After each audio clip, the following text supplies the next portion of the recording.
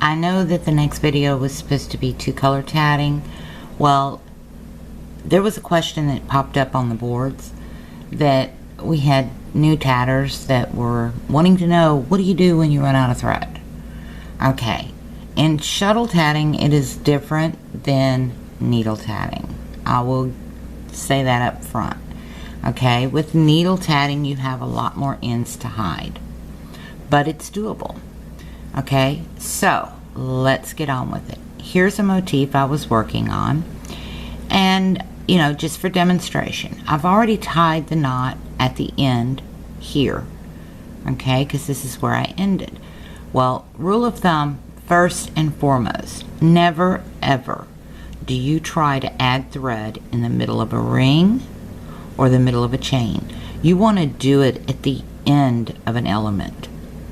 Reason being, if you do it in the center of the chain, okay, there are tatters, don't get me wrong, that can add thread in the center of a ring and they can move on from that, but they're very, very, very knowledgeable. Those are master tatters. I'm not a master tatter. Don't even think I am. Anyway, you don't want to, as a new tatter, add thread in the middle of your ring or the middle of a chain. A ring especially, because you can't close the ring. Okay, there are certain ways you have to do it in order to get that ring to close. And as a new tatter, it's a little too advanced for you right now to learn that technique. And I don't know of anyone that does teach it. The standard rule of thumb is just don't add thread in the middle of a ring or a chain. Wait till you get to the end of the element. So make sure you have enough thread to work with to get to the end of the element. If not, back it up to the element before. Okay, so food for thought. Another thing you don't do is when you're tying off your ends, you do not tie them off in the center of a picot, and you do not tie them off at the end of a stitch. And remember, it's 2 halves to 1 double stitch, and that means you do not tie off at the end of a double stitch. You do it between the 2 pant legs. Given all that information, let's get started. We have really run ourselves short on thread on our needle. What do?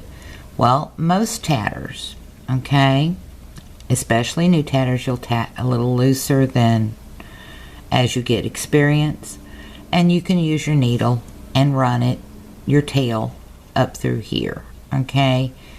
However, I tat tightly because I've been tatting for so long, and most tatters, as you gain experience, you get a little tighter in your tatting. You want that, you know, stiffness that you can get by tatting tighter. Okay, so on that note, here's what we do. First and foremost, we've tied that first shoelace trick knot, okay, or the knot that it's commonly called in needle tatting. You want to tie another half of that knot and make a completed knot, all right? Because you don't want your ends to come out. You want everything locked in and in place and stay. So tie yourself another knot, all right? You'll have to work with it to get it down in there, but you want it tight, all right? Now what I do, I pull it off my needle. I grab my big eye needle. I've showed that to you before. See it? See how big that thing is? And it opens up. I drop that thread down in there and catch it with that big eye needle. Now this big eye needle is flexible, whereas this one isn't. So it makes it easier to pull your ends through using this. Okay? So you want the back side of your tatting. Now, this is done in traditional tatting. Okay? Traditional tatting does not have a definitive front or a definitive back. You choose. Well, what I go by and most tatters go by is the rings. If the rings have the waistband on the picots, that's the front side. Back side, they're open. So that's the side we're going to work with. Okay? First thing we're going to do, run that needle up one side underneath of those stitches. Okay? You want to go past the picot because you don't want this thread to pop out between that picot. It's just like tying off your ends as you're sewing them in. Okay. Here we go. You want to try to come out in the middle of the stitch, which we did, and pull that on through. Okay, now that one's ready. That one's in. Now we have to go to our ball thread. Open up our big eye needle, unthread it, and it catches that thread good, so it's not going nowhere.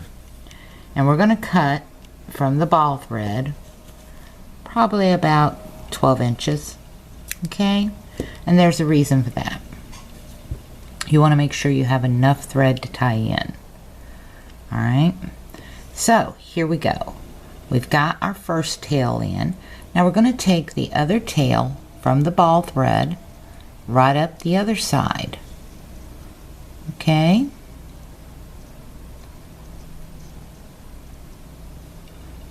and it takes some doing. You need to get it to go under them stitches. Okay. If you find it difficult, you can use the stitches in the chain, but you want to go under your stitches. See? That one just does not want to go through there. So, we're going to take it down through the chain. You go where it wants to go.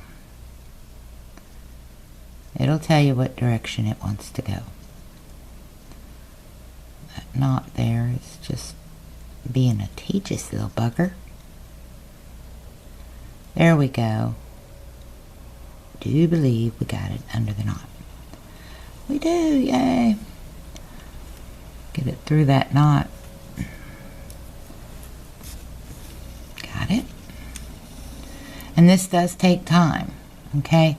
That is why the floss threaders are so great, because you avoid all this needlework here. If I had run floss threaders down both sides of this would be done. Okay, I won't lie to you, floss threaders for tying in ends is the way to go. So when you see you're running low on thread, go ahead, run your floss threader in there. Now, you want to go through a couple of stitches, 3 or 4 for more stability, okay? Once you get it under there, pull it through, and it's done, okay? Now, leave those tails hang. Adjust them, tighten them up, and leave them hang. They're going to come in handy, okay? Now, pull this off of the big eye needle. Lay the big eye needle to the side. I always put mine in its case so I don't lose it. And we rethread our needle, our tatting needle. Okay.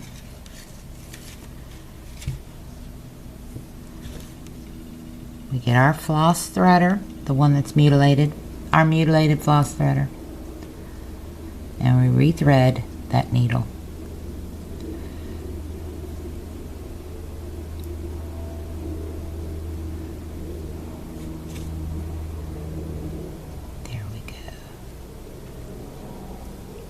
It's raining today, so it's a little dark in the house, and blah blah today.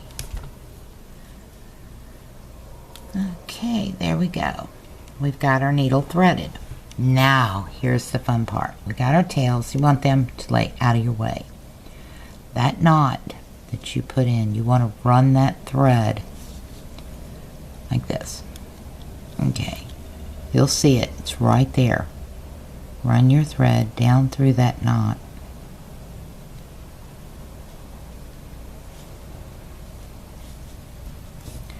Once you get it between the knot, pull it through. Okay, pull yourself enough thread to work with, and you're going to tie off another knot. Alright, lock it in place, or you can continue on. It doesn't matter. The first stitch that you do, okay, will lock it in.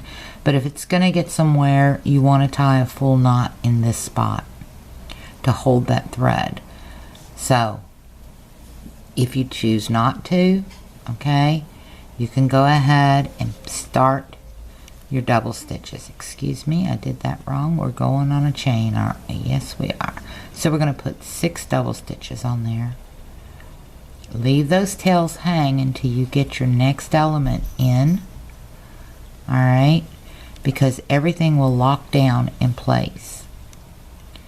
But like I said, if you're going to use this on clothing or something that's going to get a lot of wear and tear, do tie that knot to keep things from slipping.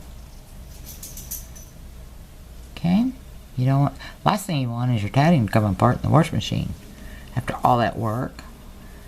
Alright, we've got our chain. Pull our thread through, get that going, and everything is ready to rock and roll. We tie off our knot. Okay, reverse our work, and we're ready for our next element. But before we move on, now we snip our tails. Get all our thread out of the way and snip right up next to the tatting with those scissors I told you to invest in getting, the close cutting sharp scissors. Alright, now everything is ready to go. This was the tail from our ball. Our ends are tied in and everything's done. But like I said, when you see you're going to run a little low on thread, go ahead, throw a floss threader in there. You can pull 2 threads through that chain. It's a little snug, I won't lie to you, but you can pull 2 tails through a chain. You can pull 2 tails through a ring. If you pull 2 tails through a ring, it distorts it a little bit. So if you see you're running a little low, go ahead, pop your floss threaders in there and utilize those to pull your ends through. It'll save you a lot of headaches on sewing those ends in. Okay? So, I hope that showed you how to continue on and add more thread. Now, promise, next video, 2-color tatting. Okay? So until the next video, have a wonderful day. Thank you so much for watching, and happy tatting.